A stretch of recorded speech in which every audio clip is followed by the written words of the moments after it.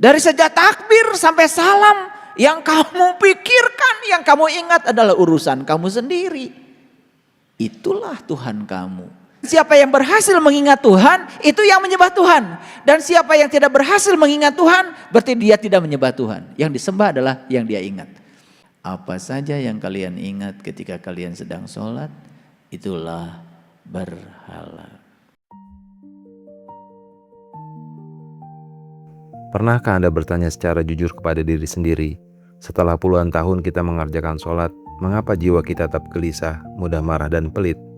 Bagaimana jika selama ini, dari takbir hingga salam, kita tidak pernah benar-benar menyembah Allah, melainkan menyembah berhala yang kita bawa sendiri ke atas sajadah?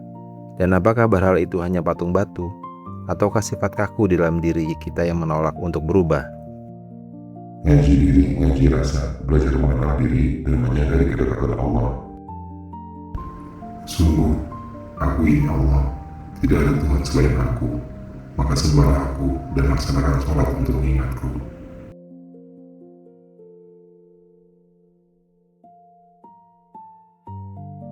Banyak di antara kita merasa sudah beriman hanya karena rutin menjalankan ritual.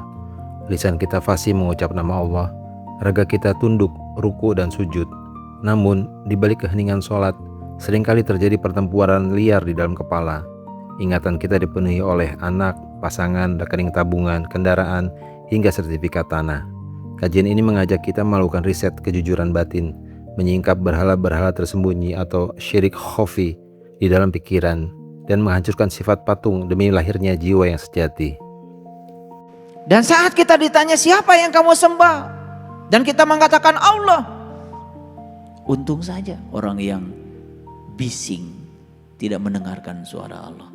Tapi orang yang sadar mendengarkan suara Allah. Kata Allah, emang gue disembah sama lu.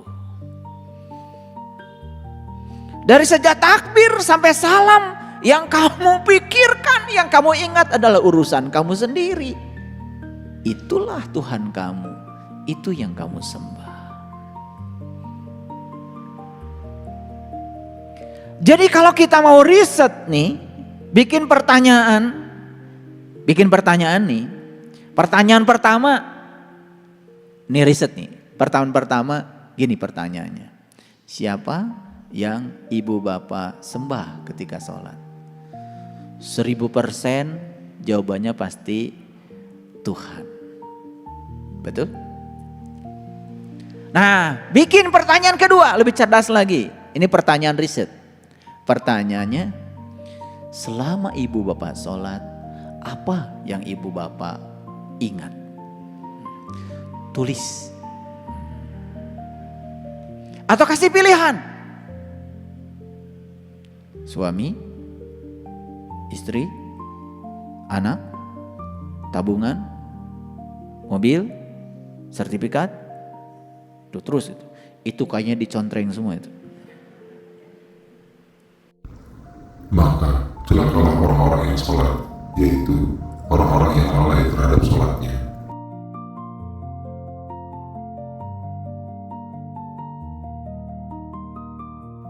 Apa yang sesungguhnya sedang Anda sembah? Tasawuf memandang sholat tanpa kehadiran hati sebagai jasad tanpa ruh.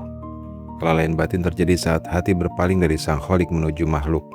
Ketika pikiran dipenuhi urusan duniawi, hakikat ibadah telah tergeser dari penghambahan kepada Allah menjadi penyembahan terhadap urusan diri sendiri.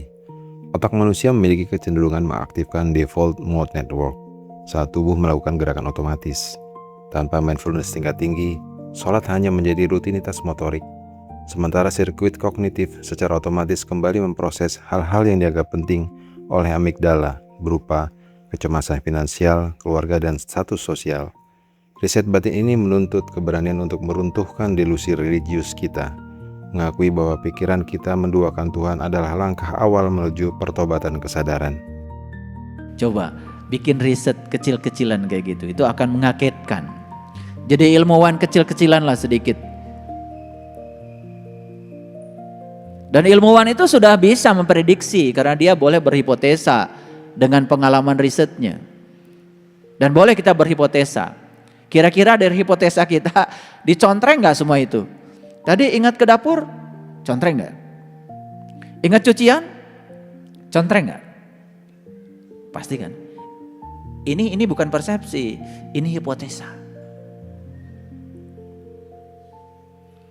Nah itu pertanyaan kedua. Pertanyaan ketiga lebih keren lagi. Jadi menurut Al-Quran, seseorang itu dikatakan menyembah Tuhan apabila selama dia menyembah Tuhan yang diingat cuma Tuhan.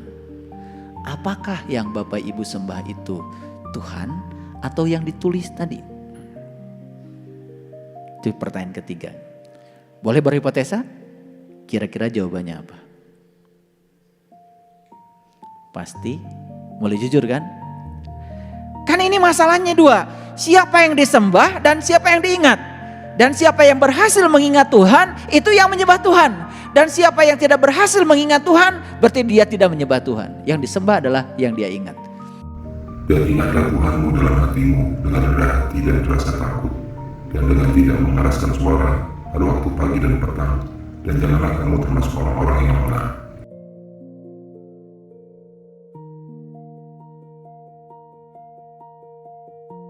Menyembah Allah berarti mengingat Allah. Dalam tauhid sejati, menyembah Allah identik dengan mengingat Allah atau zikrullah. Tiada ruang bagi keberadaan ganda di dalam kolbu.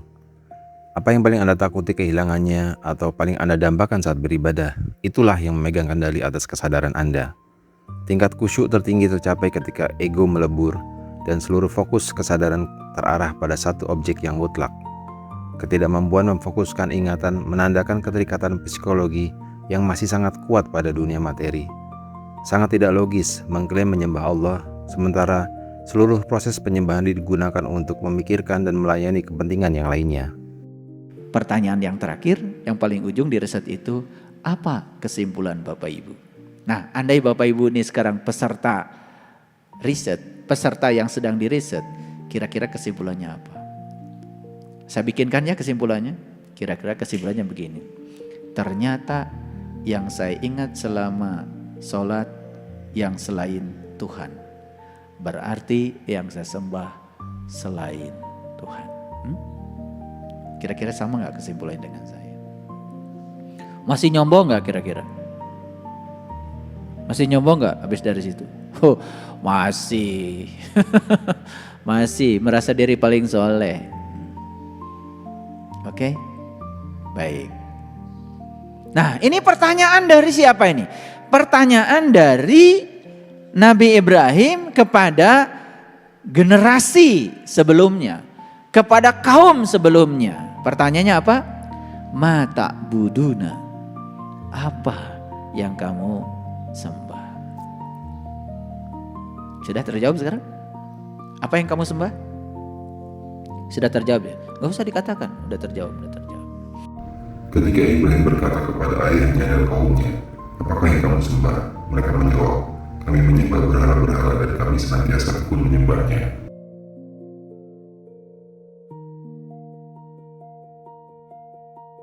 Kesimpulan jujur ibadah kita.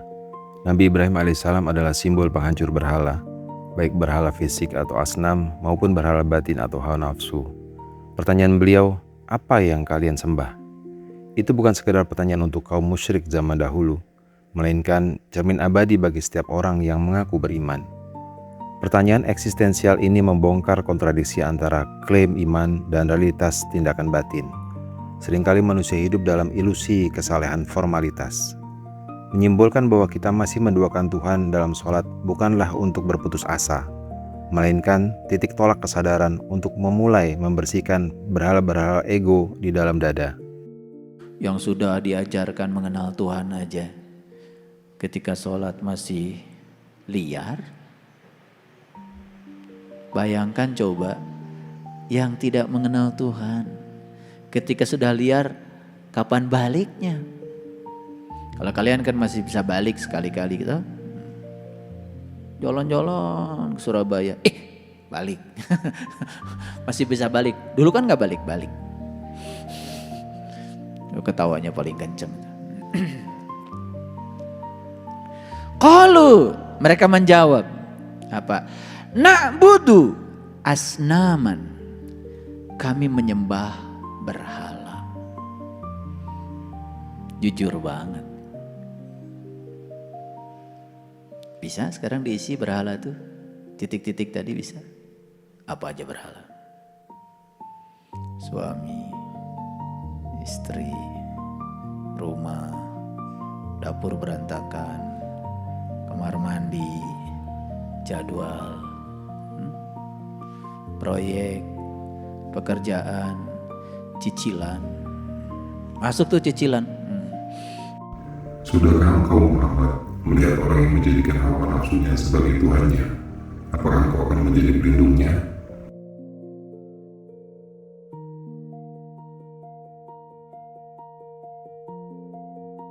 Adanya kemalakatan berhala batin yang belum dibersihkan. Kaumnya Nabi Ibrahim menyembah berhala kasat mata secara jujur. Namun, syirik yang paling berbahaya bagi umat beragama adalah syirik khafi, yaitu syirik yang lebih halus daripada semut hitam di atas batu hitam pada malam gelap gulita. Ketika pikiran kita dikendalikan oleh kecemasan duniawi di hadapan Allah, nafsu dan kepemilikan telah menjadi berhala batin. Pikiran liar saat sholat membuktikan bahwa pusat kendali kesadaran belum stabil. Hawa nafsu yang belum dijinakan akan terus menyusup dan mengambil alih panggung kesadaran di saat-saat hening. Mengenal konsep Tuhan secara lisan tidak otomatis membuat hati tunduk. Diperlukan latihan keheningan dan pelepasan kemelekatan agar pikiran tidak lagi liar memburu berhala ilusi. Karena selama ini begitu kita ngomong berhala, langsung patung. Lalu rame-rame. Begitu ada orang di rumahnya ada patung, wah dia nyembah berhala. Itulah kebodohan kita selama ini. Saya hanya ingin menunjukkan kepada kalian kalau berhala itu ternyata begitu banyak di rumah kita. Betul? Boleh ditambah lagi? Masakan, minuman, banyak? Banyak. Pokoknya gini deh, apa saja yang kalian ingat ketika kalian sedang sholat, itulah berhala. Bahasa Qur'annya asnaman, berhala. Karena kalau saya tidak jelaskan begini, suka salah kaprah nih kita mikirnya. Berhala patung. Alhamdulillah di rumah saya emang gak ada patung. Terus emangnya kalau punya patung di rumah apa bahayanya? Yang bahaya itu bukan patung, yang bahaya itu sifat patung. Karena sifat patung itu diam, tak berdaya, dan tidak berubah. Patung Bung Karno begini pertama kali diresmikan, sampai sekarang begini. Tidak menjadi begini. Jadi siapa patung itu? Patung itu simbol dari mereka yang tidak mau berubah. Yang hobi marah gak mau berubah, patung. Yang pelit gak mau berubah, patung. Ingatlah ketika Ibrahim berkata kepada ayahnya dan kaumnya, patung-patung apakah ini yang kamu tekun menyembahnya?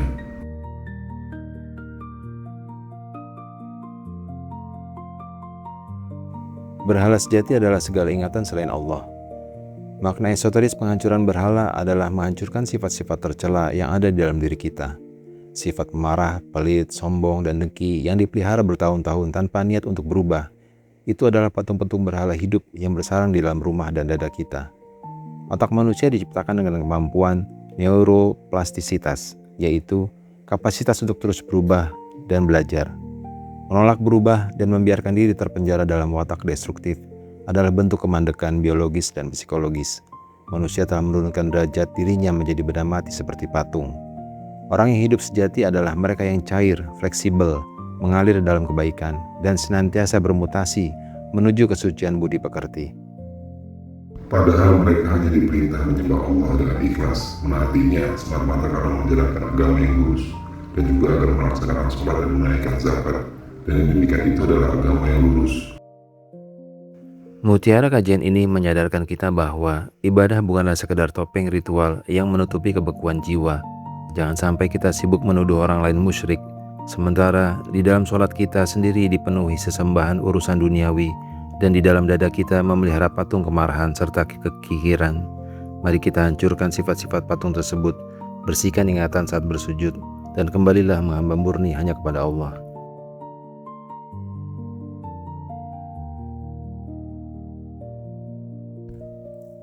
Teruslah belajar memperbaiki diri sedikit demi sedikit secara alami. Tidak perlu bergerak cepat,